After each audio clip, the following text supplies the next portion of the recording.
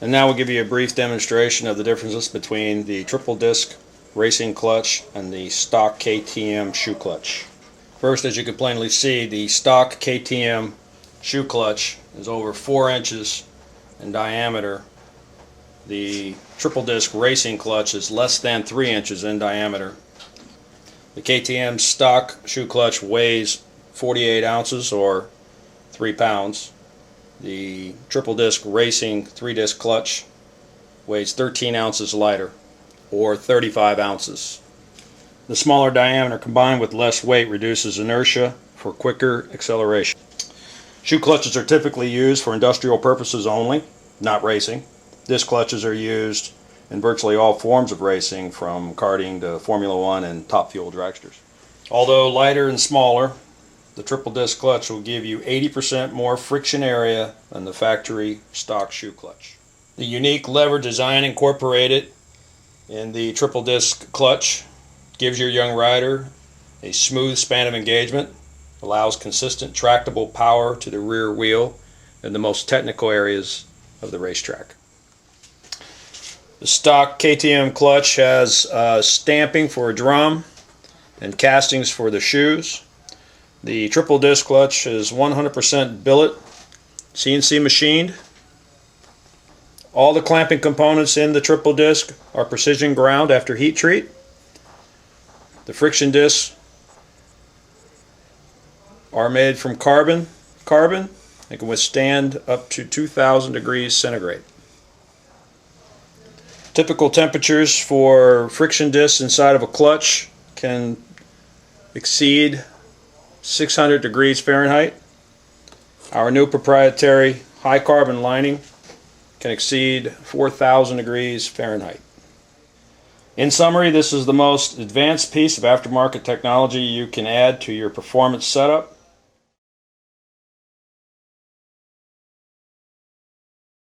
There's an oil drain plug on the bottom to drain the oil. The stock clutch uses 240 milliliters of oil. Refilling, use 300 milliliters of synthetic oil to ensure that the discs are immersed in oil at all times. This will keep your clutch cooler.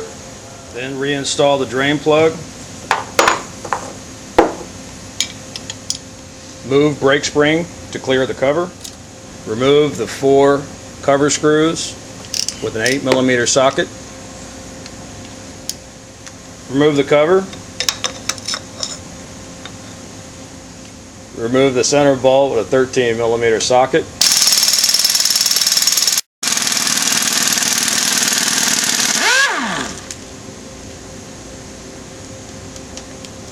The center bolt has a Belleville washer and a flat washer.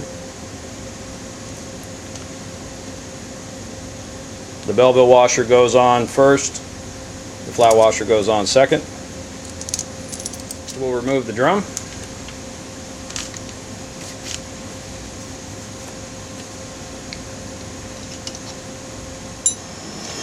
If you don't have an impact wrench, you can use a spanner wrench made for this clutch.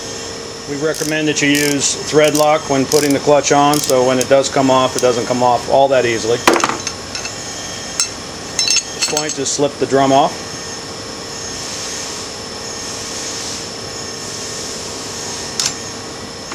Next, remove the gear drive hub assembly.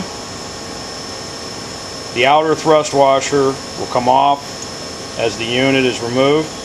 Keep it in a safe place until you reinstall the clutch.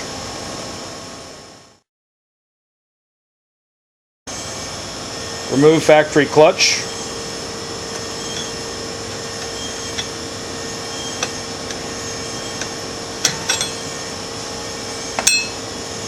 And the 2 cage bearings. Save the bearings for later use.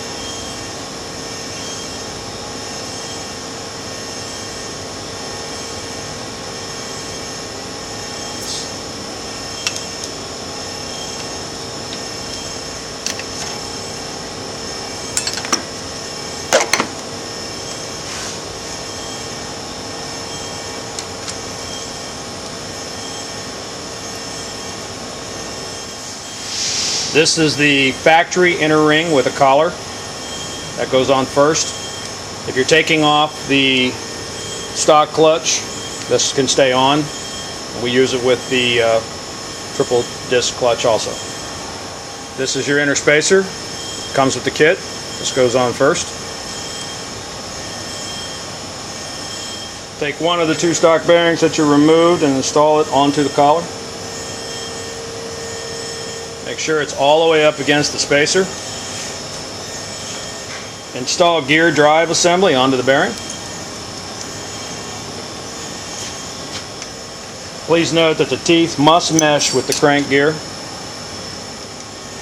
Install outer thrust washer over spline. Washer must also go over the inner ring with the collar. Align the tabs of the friction disc with the drum slots.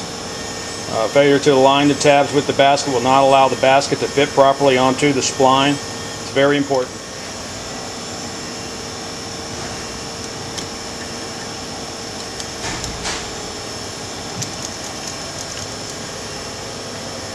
This can be a little tricky at first. Just keep working with it until it finally slides on.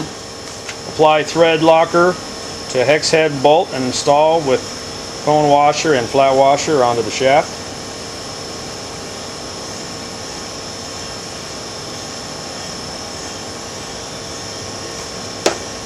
Tighten to 18 foot-pounds using an impact wrench and use the lowest setting. If you don't have an impact wrench, use a socket with a spanner wrench.